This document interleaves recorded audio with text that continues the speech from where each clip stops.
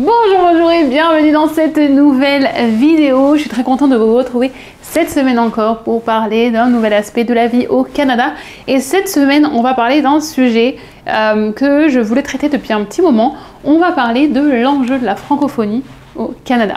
On va parler de pourquoi le français est un danger au Canada et pourquoi c'est important de défendre nos droits à l'accès aux services en français. Pourquoi l'immigration francophone est aussi importante au Canada.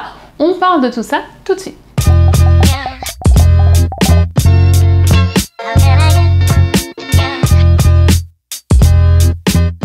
Et pour commencer, on va parler un petit peu d'histoire. L'utilisation du français au Canada, elle remonte au XVIIe siècle, après les premières explorations de Jacques Cartier et la colonisation de la Nouvelle-France, avec la fondation de Port-Royal en Nouvelle-Écosse. Et si vous êtes là depuis un petit moment, vous avez peut-être vu mes vlogs en Nouvelle-Écosse quand j'y étais en juillet 2023 et je vous recommande vraiment d'y aller si jamais vous n'avez pas eu l'occasion d'aller visiter la Nouvelle-Écosse. Et cette partie-là, je vous mettrai la playlist où il y a toutes les vidéos. Cette partie-là justement qu'on a explorée, c'est à côté de Port-Royal où on était et il y a plein d'histoires. On a fait des musées où on a appris plein de choses sur la relation justement entre la France et le Canada. Si vous êtes dans le coin, je vous le recommande grandement. Je vous renvoie aussi vers mes articles sur le blog si jamais vous prévoyez un voyage en Nouvelle-Écosse. En 1763, la France, elle cède la Nouvelle-France à l'Angleterre, mais les francophones, ils luttent pour garder leur langue et leur culture. Mais au fil des années, l'anglais, comme on le voit aujourd'hui, il prend de plus en plus de place et les francophones, ils doivent se battre de plus en plus pour conserver leur langue, se faire respecter et ne pas être oubliés. Quand je vous dis au fil des années, on parle en fait de plusieurs siècles, puisqu'il va falloir attendre 1969, donc c'est pas si vieux que ça, en 1969, pour avoir une loi qui est votée sur le bilinguisme au Canada. Cette loi, elle reconnaît l'anglais et le français comme les deux langues officielles du Canada et je vais vous partager quelques points clés de cette loi pour mieux la comprendre. Cette loi, elle signifie que les deux langues doivent être utilisées de manière égale dans les institutions fédérales et les services publics et que les Canadiens, ils ont le droit d'utiliser l'une ou l'autre langue dans les affaires du gouvernement fédéral. Ça, c'est très important, c'est une très grosse différence. Et grâce à cette loi, les personnes qui vivent au Canada, elles ont le droit de recevoir des services fédéraux dans la langue de leur choix, donc en français ou en anglais, tant au niveau des communications, des documents officiels, que dans les tribunaux fédéraux. Et je vous en avais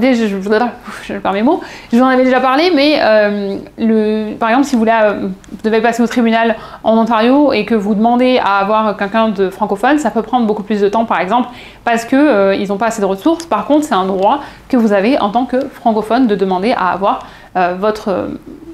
je ne sais pas exactement ce que vous allez faire au tribunal, mais vous avez le droit de l'avoir en français. Les employés des institutions fédérales, ils peuvent aussi travailler dans la langue de leur choix, dans une des deux langues officielles, et les gouvernements fédéraux, ils doivent aussi offrir des possibilités d'emploi dans les deux langues officielles. C'est pour ça d'ailleurs que je vous encourage toujours à demander s'il y a quelqu'un qui parle français quand vous allez chez Service Ontario par exemple ou Service Canada, puisque normalement ils peuvent vous servir dans les deux langues. Avec cette loi, il y a aussi une commission des langues officielles qui a été mise en place pour surveiller que ces droits ils étaient bien respectés. Et vous pouvez d'ailleurs, si jamais vous avez une situation où on ne vous a pas proposé dans les deux langues, ou en tout cas même quand vous l'avez demandé, tout ce qui est lié au fait que votre droit à être servi en français ou en anglais n'a pas été respecté, vous pouvez faire remonter une plainte et je vais vous mettre les liens dans la barre de description, ce sera plus simple, comme ça vous pouvez les garder. Mais c'est un service qui existe, qui est là pour nous, qui est là pour défendre les droits des francophones.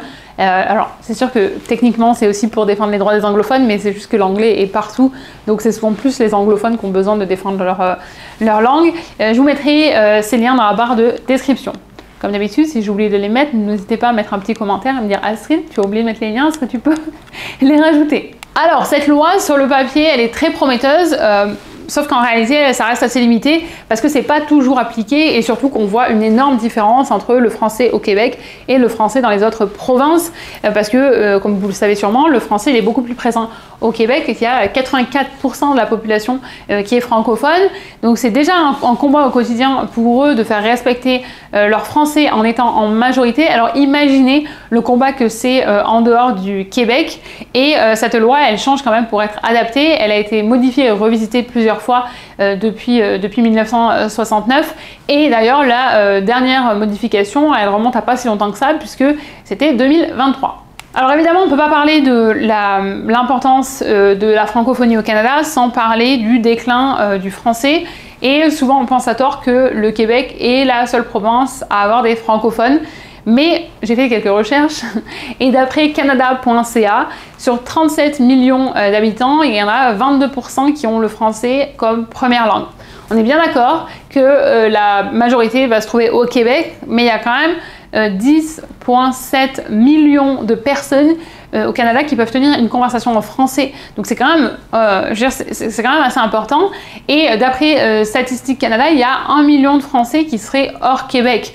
Donc on est là, on est là, on existe. Et vous savez peut-être pas aussi, mais le Nouveau-Brunswick, où j'étais il y a 6-7 mois, c'est la seule province officiellement bilingue au Canada. Et on a vraiment senti la différence parce que quasiment tout le monde peut parler les deux langues et que les panneaux ils étaient vraiment dans les deux langues et que les services sont dans les deux langues. Partout où on arrivait, on nous disait bonjour, hello, bonjour, quelque chose qu'on n'a pas du tout, par exemple, nous à Toronto, ou même que vous n'aurez pas à Montréal, on va vous parler machinalement en français. Enfin, le défaut, oui, la langue par défaut sera en français. Je vous renvoie en tout cas vers mes vidéos sur le Nouveau-Brunswick si vous voulez en apprendre plus sur le Nouveau-Brunswick, puisque vraiment, j'ai adoré. Bref, malgré tous ces chiffres, le français est quand même en déclin depuis plusieurs années au Canada. Ça fait des années, si c'est pas des décennies, que les francophones ils tirent la sonnette d'alarme et ils luttent partout pour conserver leur langue et leur culture, pour aussi combattre le risque d'assimilation, mais ça suffit pas et vous vous demandez peut-être pourquoi ce français recule au Canada. Donc je voulais vous partager quelques informations et quelques pistes de réflexion pour que vous ayez une petite idée et que vous puissiez comprendre pourquoi il y a de moins en moins de francophones au Canada. La première raison, c'est que c'est difficile de vivre dans une majorité anglophone qui prend littéralement le dessus sur tout et partout, et surtout dans les grandes villes. Le fait que l'anglais soit prédominant dans les médias, dans c'est la langue des affaires, qui est la plus parlée au niveau mondial, ça n'aide pas non plus, parce que si vous parlez l'anglais, vous pouvez communiquer, vous pouvez consommer du contenu, vous pouvez communiquer avec beaucoup de gens, donc souvent les gens ne voient pas la nécessité d'ajouter une autre langue, puisque si vous parlez à des gens qui parlent seulement anglais, ils vont vous dire que de toute façon c'est la langue la plus parlée, donc pourquoi ils auraient besoin de faire l'effort de parler une autre langue? Il y a tellement de raisons de vouloir parler une autre langue, et même si c'est pas le français, là c'est le français parce qu'on est entre nous, mais même si c'est pas le français, il y a tellement de raisons d'apprendre une autre langue. Je suis tellement reconnaissante que mes parents m'aient fait apprendre l'espagnol à 8 ans. L'anglais ça a été un petit peu plus difficile pour moi, mais c'est aussi pour ça que je suis allée dans une ville majoritairement anglophone, parce que je voulais apprendre l'anglais, et aujourd'hui c'est pas un problème pour moi maintenant. Donc, et ça apporte tellement de choses de parler une autre langue, mais c'est un autre sujet. Une autre des raisons qui fait que le français est en déclin, c'est aussi que l'immigration au Canada, elle est majoritairement anglophone, ou en tout cas de gens qui parlent d'autres langues mais qui ne parlent pas français. Il n'y a pas assez d'immigration francophone. En dehors du Québec, les politiques elles sont un petit peu différentes pour promouvoir le français, mais elles sont... En fait, on n'a pas assez d'immigration francophone. Je sais que quand je vous dis ça, vous vous dites sûrement non mais le Québec, ils en veulent plus des francophones, ils en veulent plus. Mais on parle surtout en dehors du Québec. On a besoin de plus de francophones en dehors du Québec. Il y a des programmes pour faire la promotion du français, mais c'est quand même souvent moins efficace, ou en tout cas les gens réalisent peut-être pas que ça existe.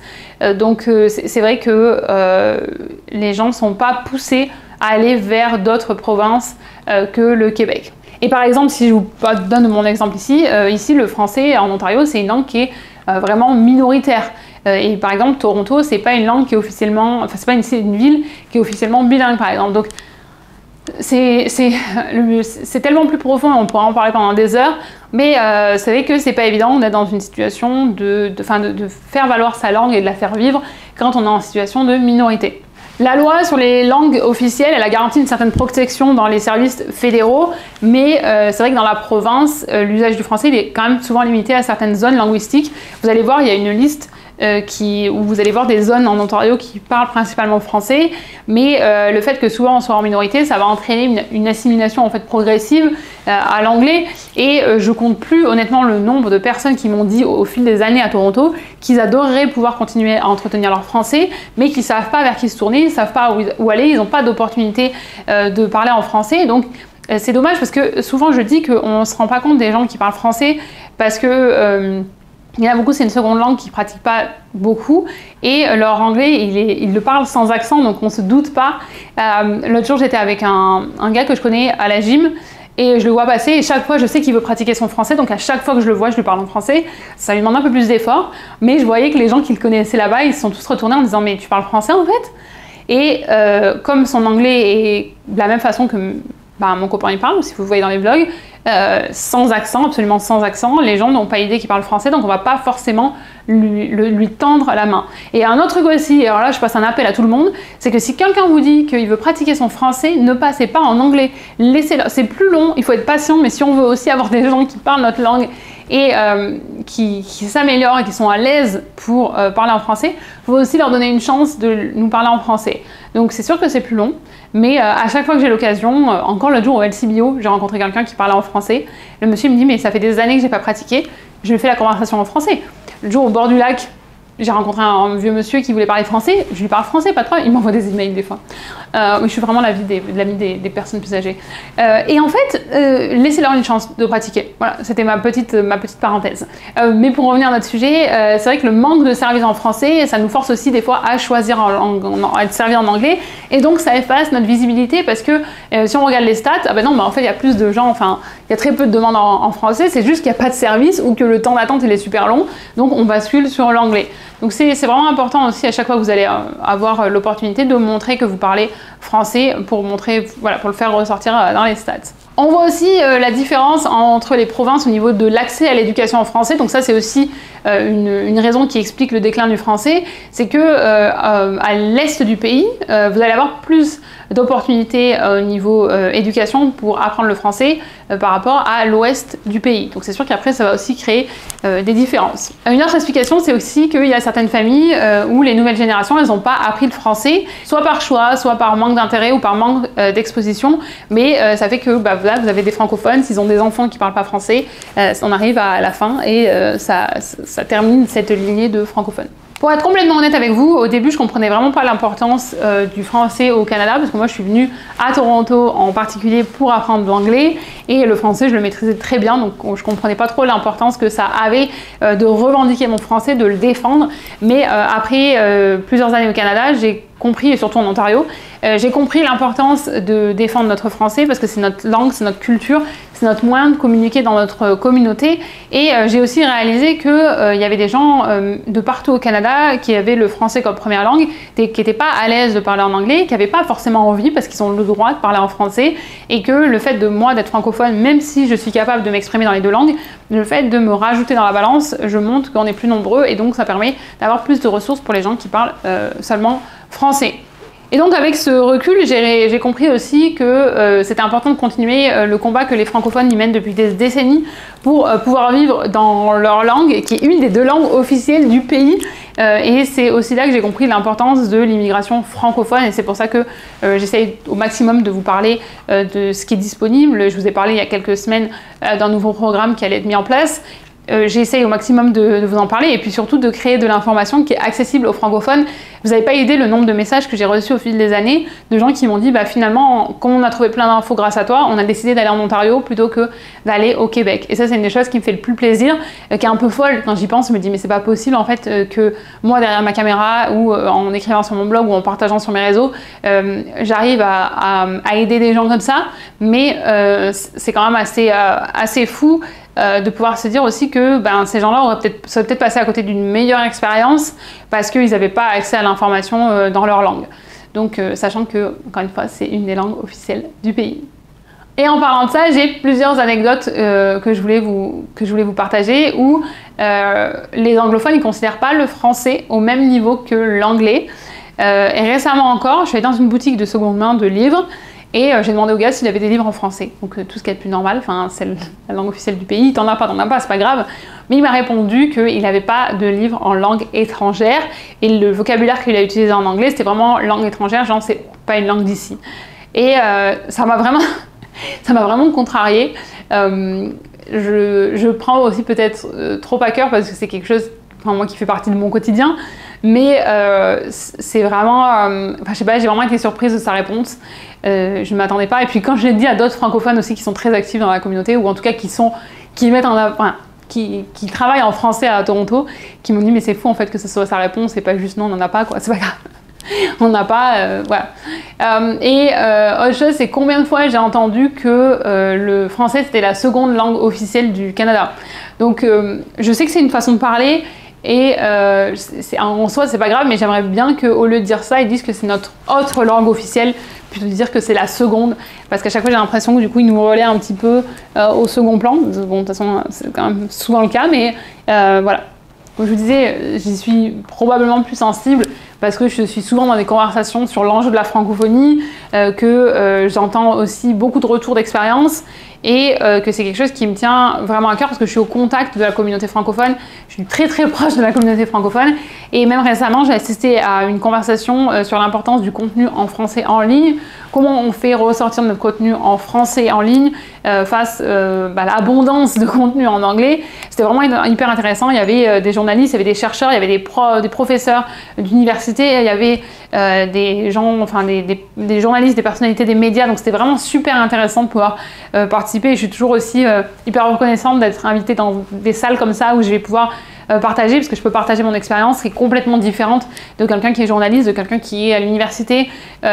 J'ai une position qui est quand même assez unique en termes de francophonie, mais aussi en termes de public, parce que souvent je mets bien en avant que moi je parle à des francophones, je parle pas à des Français, c'est pas parce que moi je suis française que je parle qu'à des Français. D'ailleurs, si vous êtes pas français mais que vous êtes francophone, mettez-moi un commentaire pour me dire d'où vous êtes justement, si le français c'est votre première langue ou pas. Je suis vraiment curieuse de pouvoir interagir avec vous, et puis c'est aussi l'occasion de montrer à tout le monde de la variété de ma communauté, parce que moi je vois mes statistiques, moi je vois les messages que j'ai de vous qui venez des quatre coins du monde, mais les autres ils les voient pas. Donc c'est le moment de mettre vos drapeaux dans les commentaires pour montrer à tout le monde d'où vous venez. Et d'ailleurs, dans cette rencontre que j'ai eue, il y avait aussi des francophones, des franco-ontariens, donc des francophones qui sont nés en Ontario, qui ont grandi en français en Ontario, et il y avait aussi des gens qui sont là depuis très très longtemps et qui racontaient en fait les différentes étapes, les différents changements, comment ça se passait dans les années 80 et tout ça. Donc c'est vraiment super intéressant d'avoir aussi des retours d'expérience de gens qui sont là depuis très très très longtemps ou qui vivent ce combat de la francophonie depuis qu'ils sont tout petits. C'est intéressant parce qu'ils partageaient même avant l'accès à Internet, donc ça c'était vraiment aussi intéressant de voir comment c'était géré et comment, même sur des documents officiels, comment ils ont dû gérer le fait qu'il y ait des accents en français alors qu'il n'y en a pas en anglais. Ça veut dire qu'il faut changer plein de choses. Enfin, même l'accès, on parlait des accès aux claviers. Les claviers francophones, c'est hyper difficile à avoir dans les entreprises à Toronto, même quand on nous demande de travailler avec des francophones. Moi, j'ai travaillé pendant des années pour des clients au Québec. J'avais pas de clavier avec des accents. J'ai dit, mais attendez, moi, c'est la première chose que j'ai demandé. On m'a dit, ah ben non, maintenant, on peut pas. Non, on peut pas. Enfin, ça existe au Québec, donc ça devrait exister de partout, mais vous devriez l'avoir. Moi, vous me demandez d'écrire des emails, je peux pas mettre d'accent. Enfin, bref, je devais faire les codes, contrôle 1, 2, 3, 5, 12, 10. Bref, on s'y fait. Mais c'est pour ça que mon Mac, j'achète toujours un Mac français de France, du coup, parce que c'est ce que je connais le mieux. Mais parce que j'écris tellement que j'ai besoin de mes accents, tout simplement. Tout simplement. Maintenant qu'on a bien parlé de ça, je voulais qu'on parle aussi des risques de ce déclin du français. Et le premier, c'est la perte de notre identité de francophone au Canada. Et avec ça, c'est une partie de l'histoire du pays, mais aussi des personnes qui pourront raconter ou comprendre l'histoire, parce qu'à chaque fois qu'on perd un francophone, on perd quelqu'un qui peut raconter l'histoire. C'est de la même façon que toutes les personnes qui vont nous raconter la guerre, par exemple en France, quand on perd toutes ces personnes, à chaque fois c'est une partie de l'histoire qui s'en va. Évidemment, dans le cas de la guerre, ça a été très très très documenté. Je vous parle de ça parce que je suis en train de lire le livre de Simone Veil en ce moment. De le relire parce que je l'avais déjà lu il y a quelques années. Donc c'est important d'avoir cette transmission qui est possible avec les personnes qui parlent la même langue. Un autre aspect aussi, c'est l'isolement des francophones à travers le pays qui vivent en minorité parce qu'ils se retrouvent à pas pouvoir communiquer avec les gens qui sont autour d'eux. Et ça peut amener à des situations où on a des gens qui vont pas avoir accès à des services de santé, entre autres, qui pourraient ne pas recevoir les soins dont ils ont besoin parce que ils n'arrivent pas à communiquer et qu'ils peuvent pas s'exprimer dans la langue qui est parlée autour d'eux. Donc vous voyez à quel point, enfin je veux dire, c'est plus que... Enfin, des fois quand j'en parle, les gens ils pensent que c'est quelque chose juste en surface, mais ça va beaucoup plus loin que ça. Alors je sais pas pourquoi dans mes notes j'ai pas mis juste avant, mais je voulais marquer le manque de transmission entre les générations, ce qui va en fait avec la partie d'avant. Je sais pas pourquoi c'est ici dans mes notes, mais vous comprenez que si les générations elles parlent pas la même langue, on ne peut pas se transmettre les informations entre les générations. Et il y a aussi des risques économiques parce que le français c'est une langue officielle dans beaucoup d'organismes au niveau mondial et que le fait d'avoir cette langue aussi officielle, ça nous permet d'avoir des liens étroits avec plusieurs pays. Et le fait d'être capable de s'exprimer dans 2 langues différentes, parce que ici au Canada, si vous voulez avoir une place au gouvernement, donc par exemple nos premiers ministres, puisqu'on vient de changer de premier ministre, ils peuvent s'exprimer dans les 2 langues. Si vous êtes en politique au Canada, vous êtes obligé d'être capable de vous exprimer dans les 2 langues. Donc si on perd le français, on perd aussi cet avantage-là. Puis bien sûr, ça pourrait engendrer des changements politiques avec une perte d'influence par exemple du français et qui pourrait remettre en question le bilinguisme. Aujourd'hui par exemple, même pour la résidence permanente, d'être francophone, c'est un avantage. On a plus de points. Donc vous voyez, il y a tellement de domaines où la francophonie elle est importante et qu'elle joue à notre avantage aussi, que c'est quelque chose qu'il faut protéger. Moins de francophones aussi, ça pourrait entraîner moins de ressources disponibles en français. Alors déjà qu'on est limité, on pourrait entrer dans un cercle vicieux parce qu'il y a moins de gens qui apprennent, donc on donne moins de ressources pour apprendre et ça va permettre à moins de gens d'apprendre. Donc c'est vraiment un cercle vicieux. Bon, comme je vous ai parlé pas mal des risques, je voulais aussi quand même finir cette vidéo sur un petit peu d'espoir. Et pour l'espoir, on va parler de l'immigration francophone. Je vous en parle régulièrement dès que j'ai des informations, mais le gouvernement canadien, il a annoncé récemment,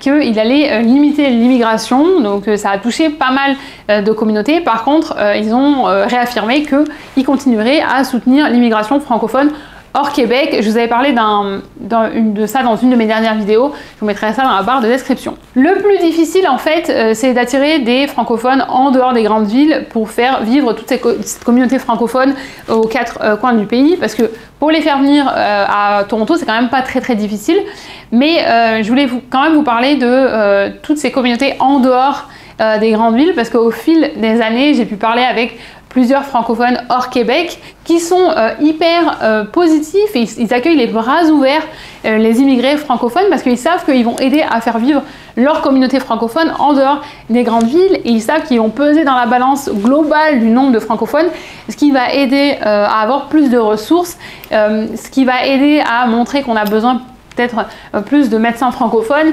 peut-être plus généralement d'écoles francophones, tout ça, chaque fois qu'un francophone arrive et s'installe, ça permet de faire monter les chiffres et de montrer qu'on existe. Il y a aussi quelque chose dont je voulais vous parler, c'est que depuis mon arrivée, j'ai souvent entendu les anglophones unilingues qui disaient que c'était plus facile de trouver un emploi parce que on parlait français. Alors, c'est pas forcément vrai et ça n'empêche pas qu'on nous embauche parce qu'on est qualifié, mais j'ai surtout l'impression que cette perspective-là, ça a aidé notre génération, ma génération, à comprendre qu'ils auraient dû apprendre le français plus tôt pour avoir plus d'opportunités et que de parler les 2 langues officielles, ça permet d'accéder à des postes qui peuvent être un petit peu plus élevés ou en tout cas ça permet d'être éligible pour toutes les opportunités. Et je vois que notre génération, elle s'assure vraiment que leurs enfants ils puissent avoir accès à ces opportunités, donc ils leur apprennent le français. Et j'ai envie de vous dire qu'autour de moi, et même autour de nous, si j'ai envie de dire pour qu'on englobe tous les gens, parce que c'est quand même plus lui qui a des amis anglophones avec des enfants, la majorité des enfants autour de nous, ils apprennent le français aujourd'hui. Et alors avec beaucoup de pression sur mes épaules, parce que tous les parents veulent que je sois le tuteur de leur enfant, ou en tout cas que je parle en français à leurs enfants. Pas de pression pour moi, je suis vraiment la représentante de la francophonie dans votre entourage. Mais c'est beaucoup d'enfants en fait qui n'ont pas de parents francophones et qui ont quand même des parents qui ont une très forte volonté d'avoir des enfants qui soient à l'aise en français. Et ça, je trouve que c'est hyper encourageant pour le futur, pour nous. Je voulais aussi vous parler de ma réalité en tant que francophone hors Québec, parce que c'est quand même une expérience qui est très différente de quelqu'un qui vit au Québec. Moi, je passe la majorité de mon temps à parler anglais. Ce matin, on a filmé un petit peu un début de vlog avec mon copain en anglais, et justement on rigolait en disant ah bah ils vont être surpris parce qu'il y a plein de gens qui me disent toujours mais on t'entend jamais parler anglais, on sait pas comment tu parles anglais. Et même il y a quelques mois, j'avais eu un commentaire sur Instagram qui disait mais elle parle jamais en anglais, est-ce qu'elle sait même parler anglais? Et on a un de ses copains qui l'avait vu, qui m'avait envoyé un message qui avait dit mais tu parles jamais français en fait. Et c'est vrai que la majorité du temps, j'ai envie de vous dire 90% de ma semaine, je parle en anglais. Donc c'est drôle que votre perspective à vous, ce soit elle parle jamais anglais. Mais c'est parce que justement je crée du contenu dans ma langue pour aider les francophones parce qu'il y a trop de contenu en anglais et pas assez en français. Voilà, mais je peux m'exprimer dans les deux langues de la même manière. Je travaille majoritairement en anglais, mon mec il est anglophone, il apprend le français donc je lui parle de plus en plus en français, mais bon, ça reste quand même, si on veut avoir une conversation rapide, fluide et sérieuse, on est quand même obligé de passer en anglais, mais à chaque fois que j'ai l'occasion de parler français, je vais le faire, en tout cas je vais le demander, je vais à la banque, je vais demander s'il y a quelqu'un qui parle français, je vais à Service Ontario, Service Canada, je vais demander s'il y a quelqu'un qui parle français, en tout cas je vais toujours demander, quand je suis en personne, parce que quand, au téléphone vous pouvez demander en anglais ou en français, à chaque fois, je vais toujours demander s'il y a une personne qui est francophone pour la mettre en avant aussi, pour montrer qu'il y a des francophones, qu'il y a de la demande en français et pour valoriser le bilinguisme de l'employé que je vais avoir en face de moi. Parce que souvent, on va nous dire que c'est pas nécessaire ou qu'il n'y en a pas beaucoup. Donc si je peux aider, alors moi j'ai toujours aussi de grandes ambitions. J'ai toujours l'impression que ma participation va changer la face du monde. C'est-à-dire que à l'Oblose, je mets toujours le truc en français. Quand je pars, ça dit toujours merci d'avoir utilisé les caisses express. Tout le monde sait que c'est moi parce que je pense que je suis une des seules francophones à faire là qui va. Mais je suis quasiment sûre qu'ils peuvent toujours savoir que c'est moi, les employés que je vois tout le temps. Parce que j'ai l'impression voilà, que ma participation, que moi, enfin, ça peut donner l'exemple et que si on fait tout ça, ça peut montrer qu'on existe. Mais voilà, j'ai toujours un peu l'impression que ça va changer la face de la francophonie. Et quand j'appelle quelque part, pareil, je demande toujours le service en français, les caisses automatiques, comme je vous disais, je change toujours la langue pour mettre en français, même quand c'est lui, même quand c'est Monsieur Chaton qui passe, je lui dis on change. Je lui dis tu parles assez français pour être considéré comme francophone maintenant, donc tu me mets ce truc en français. Et je vous encourage tous à le faire parce que ça montre dans les statistiques en fait qu'il y a des francophones qui utilisent les machines. D'ailleurs, tant qu'on est sur le sujet des statistiques, quand vous recevez des questionnaires de la part du gouvernement pour vous demander quelle langue vous utilisez chez vous, pour savoir dans quelle langue vous êtes capable de vous exprimer, tout ça, prenez 5 minutes pour le remplir. C'est hyper important pour évaluer combien il y a de francophones et qui puissent estimer les besoins et le budget dont on va avoir pour la francophonie. Je parlais récemment aussi avec le consul qui me disait qu'il y a beaucoup de Français qui ne sont pas enregistrés au consulat et je pense que vous vous rendez pas compte en fait l'importance que ça a. Il y a plein de raisons pour lesquelles c'est important. Mais ça permet aussi d'avoir une estimation du nombre de francophones au Canada et ça permet d'adapter les budgets, ça permet d'adapter les besoins. Par exemple, moi qui donne beaucoup d'ateliers pour les francophones, c'est tous ces services avec qui je travaille, tous ces organismes, ils sont financés en partie par le gouvernement et donc tout ça, on a besoin pour que ça puisse aider tout le monde. Donc s'il vous plaît, répondez à ces questionnaires. Bon, par contre, je vais quand même être honnête avec vous, il y a beaucoup de fois où j'ai demandé à parler à des francophones et il y avait personne qui pouvait m'aider en français ou le temps d'attente était super long, par exemple, quand je faisais la demande au téléphone. Donc c'est sûr que j'ai été obstinée, je l'ai fait en français quand j'étais au chômage il y a quelques années et à chaque fois ça coupait. À chaque fois ça coupait quand j'attendais mais super longtemps. Donc il faut quand même être déterminé des fois. Si c'est un peu plus urgent, je comprends qu'on passe en anglais, mais j'étais au chômage donc... pour me dire que j'avais le temps. Et voilà, à chaque fois que j'ai l'occasion, mais c'est vrai que des fois c'est un petit peu compliqué. En tout cas, j'espère que cette vidéo, ça va vous aider à mieux comprendre pourquoi le français au Canada est si important. Et comme je le dis souvent aux nouveaux arrivants que je rencontre pendant mes événements ou pendant mes ateliers, le vrai atout, c'est de bien parler les deux langues. Donc, on s'entraîne et on parle bien le français et on parle bien l'anglais. Un petit mot aussi, si vous êtes francophone, faites entendre votre voix, utilisez votre français au quotidien, encouragez les gens autour de vous à s'intéresser au français, à l'apprendre ou en tout cas à le défendre. Et si vous êtes francophone et que vous avez prévu de déménager hors Québec, venez, honnêtement, les francophones dans ces régions-là, ils vous attendent mais les bras ouverts, ils ont besoin de vous et vous allez les aider à peser dans la balance et montrer qu'on existe. Si jamais vous regardez ces vidéos, et je sais que vous êtes plusieurs à le faire parce que vous apprenez le français, Déjà, je vais essayer de parler plus doucement parce que mon débit est beaucoup trop rapide à la fin des vidéos. Au début, j'arrive à rester à peu près calme et après, je suis à fond, je suis excitée, je suis contente d'être là et ça parle plus vite. Sachez que vous êtes une partie essentielle de la francophonie au Canada, qu'on a besoin de vous, qu'on est content de vous compter parmi nous, qu'on est content que vous ayez envie d'apprendre notre langue, qu'on sait qu'elle est difficile, mais elle est très très belle aussi, et surtout que je veux aussi que vous soyez à l'aise de parler avec des francophones. On n'est pas là pour vous juger, on est super fiers de vous, que vous appreniez le français, et souvent encore tout à l'heure, il m'a dit « mais j'ai peur de parler ». Je lui dis oui, mais c'est moi aussi je fais des fautes en anglais, j'en ai fait pendant longtemps, j'en fais moins, j'en fais toujours, mais surtout on n'est pas là pour vous dire que vous faites des fautes, on est là pour vous aider à apprendre, pour vous donner l'opportunité d'échanger, mais on est plus intéressé par le fait que vous puissiez apprendre et vous exprimer que par les fautes que vous faites. N'hésitez pas à me poser vos questions dans les commentaires, n'hésitez pas à me parler de votre expérience de francophone autour du monde ou au Canada. Je vous remercie d'avoir passé ce moment avec moi. Je vous rappelle que si ce type de contenu vous plaît et que vous voulez soutenir ma chaîne, vous pouvez vous abonner. Vous pouvez aussi faire un don sur le Buy Me a Coffee link qui est dans la barre de description et qui est aussi sur ma page. Vous pouvez aussi bien sûr me retrouver sur Instagram. Vous pouvez vous abonner à la newsletter pour être tenu au courant des événements et des prochains ateliers, non des prochains événements et des prochains ateliers. Vous pouvez aussi me retrouver sur Pinterest et sur Instagram si je ne l'ai pas déjà dit. Je vous souhaite une excellente journée, une excellente soirée ou une excellente nuit où que vous soyez dans le monde et je vous dis à mercredi pour la prochaine vidéo.